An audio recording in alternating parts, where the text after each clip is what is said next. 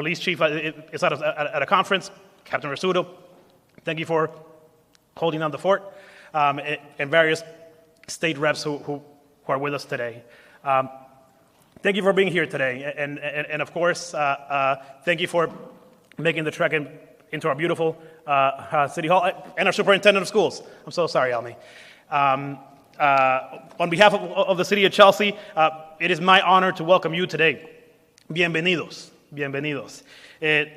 Today, we join our Lieutenant Governor, Kim Driscoll, and our Secretary of the Executive Office of Housing and Livable Communities, at Augustus, in celebrating the awards for this year's Community Development Block Grants. In Chelsea, this grant will support our community with a large infrastructure project on Bloomingdale Street. The project will provide much-needed updates in one of our most heavily trafficked parts of the city, serving residents who access the bus on Wash Ave, and a large Chelsea Housing Authority building, which is home to over 200 seniors and disabled residents. In total, the upgrades will directly benefit over 3,000 residents, the vast majority of whom are low income. These types of investments demonstrate and emphasize our commitment to our most vulnerable citizens and residents. The grant will also fund new and existing social service programs within the city, including citizenship and immigration services, English as a second language, retention of our youth in our schools, and senior food delivery. The significance of CDBG is its annual appropriation and consistent support of our local efforts. In the last 3 grant cycles here in Chelsea, the grant has supported our first-time homebuyers with down payment assistance, supported residents with substantial housing rehab programs, including accessibility enhancements, provided home-based child care providers with business technical assistance, have aided in affordable housing development acquisition, and most importantly, have helped thousands of residents through social service programming. Our city's partnerships with our community-based organizations are vital to the delivery of these services. La Colaborativa, a driving social force in our community, administers the Citizenship and Immigration Service Program and has found ways to continuously expand and adapt its services. The Neighborhood Developers has been a key player in building affordable housing in Chelsea for many years, receiving CDBG funds for the acquisition of 170 Cottage Street, which is currently under construction. And Chelsea Restoration Corporation, good morning, Maryland, who is a long-standing provider and administers our HUD-certified first-time homebuyer classes. Our budget to provide proactive social service is limited, and the CDBG program is a key resource for our community. We are extremely grateful to receive these funds and know that it continues to benefit our communities in profound ways.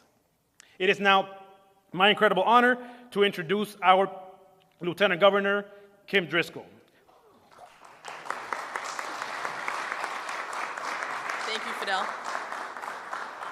Thank you, Fidel. It feels great to be back in Chelsea City Hall, a place that I spent a good amount of my time. I remember Monday council meetings right at that desk for several years, and really appreciate all the work that goes into making this community thrive. And that's why I'm so pleased to be here with so many local leaders from this community and others doing the work every day to build strong communities, keep our citizenry healthy, find ways to use these dollars. This is probably the most diverse funding that we get at the local level in terms of the flexibility to do so many things.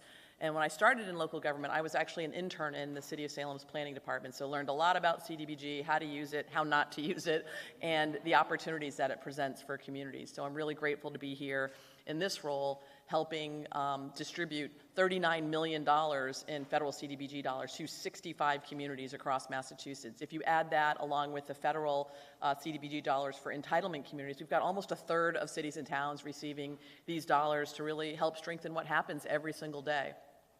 None of that happens, of course, without strong support at the federal level. We're so grateful to our federal partners, particularly Senator Markey's office and Congresswoman Ayanna Pressley's office, I think both of whom have staff here today across the board recognizing the importance of these dollars. And our ability to do this work is really helped by having such great partners in the legislature. So it's great to be joined by Rep. Garcia, who's here, who we just saw each other last night, Rep. McGonigal from Everett, another beneficiary of these programs. Thank you for the partnership, not just on this program, but in so many ways. We're combing through the budget that was recently adopted. Lots of good investments that will strengthen our communities with state resources as well. So appreciate that continued opportunity to work together and do good things for our communities. And I think Senator DiDomenico's on his way as well. He's a partner on the Senate side. You know, as someone who's a former mayor, I certainly remember what it was like to have to dig for resources and to try and meet the demand of needs within your community and never always having the resources to really make it happen. And that's where these CDBG dollars come into play. They're just really critical. And you just heard City Manager Maltez go through some of what they're spending it on. It's a broad array. It's going to look different in different communities, from housing rehab to public improvements to parks to economic development to citizenship and ESOL classes. It's just a broad range. We want to make sure we're doing everything we can to try and support communities, opening doors wide to make local government access critical funding, support those needs, and stack and pack these resources in a way that allows you to really amplify the work.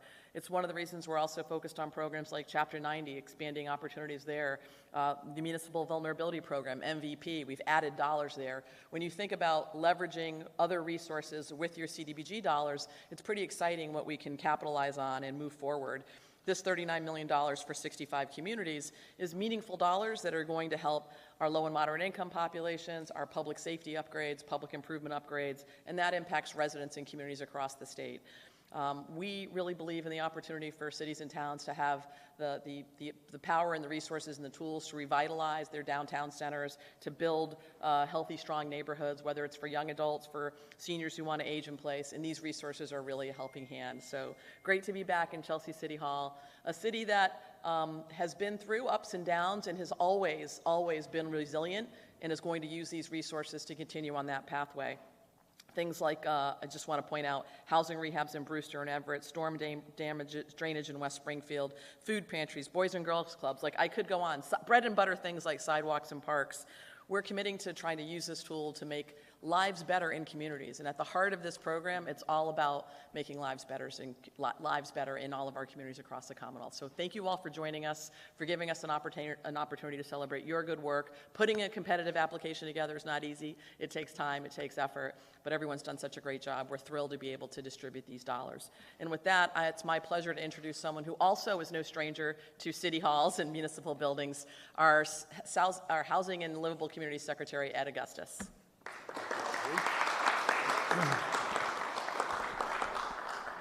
Thank you, Lieutenant Governor. It's great to be here in Chelsea. I want to thank the city manager for not only hosting us today, but being such a great partner as we try to build more housing in Massachusetts. Chelsea is all in. All in. There's so many projects. Matter of fact, you're all in so much, we're running out of money, but keep the projects coming. We want to keep partnering with you, and I want to thank your team here, and I want to thank the folks from the Chelsea Housing Authority, which I've had a chance to visit, and doing some really innovative, cool things there, and we appreciate that part of the puzzle and what you're doing here in Chelsea. It's great to be here with the Lieutenant Governor. Obviously, Lieutenant Governor has been a leader in municipal government, now it's state government, and it keeps us on our toes because it's tough when you work for a boss who knows more about these things than you do. So you better bring your A game, and I really appreciate her leadership on all things housing.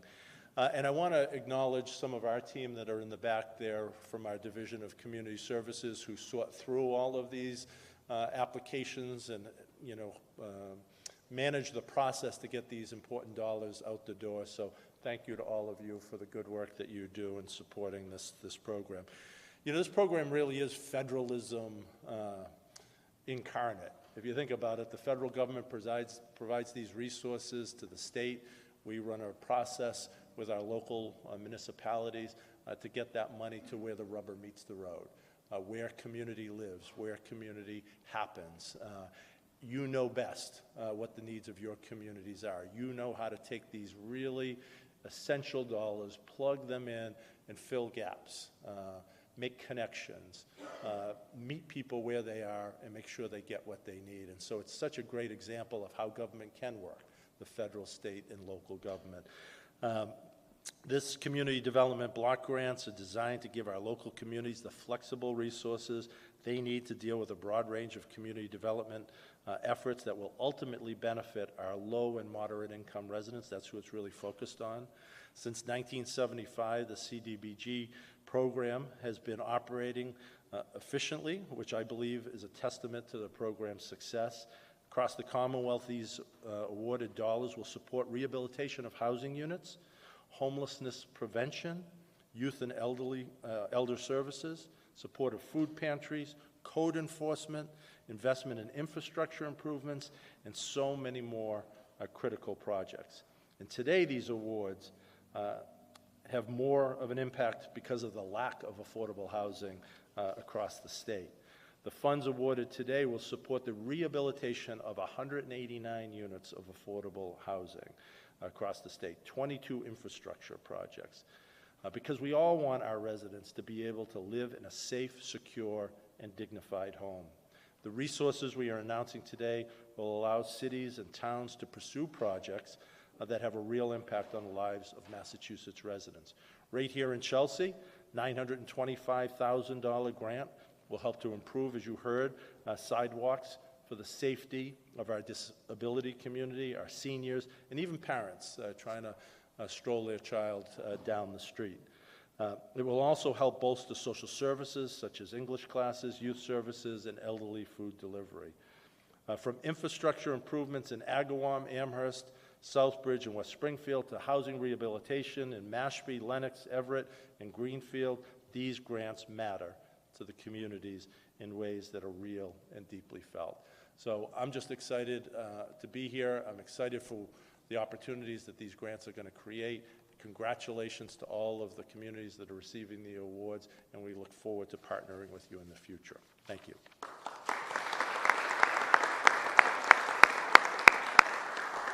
Thank you, Secretary Augustus. And I also want to recognize I'm part of the former Mayor's Club now. I used to be part of the Mayor's Club. We've got two, I think, of our best and brightest here representing us, really doing cutting-edge things in their communities.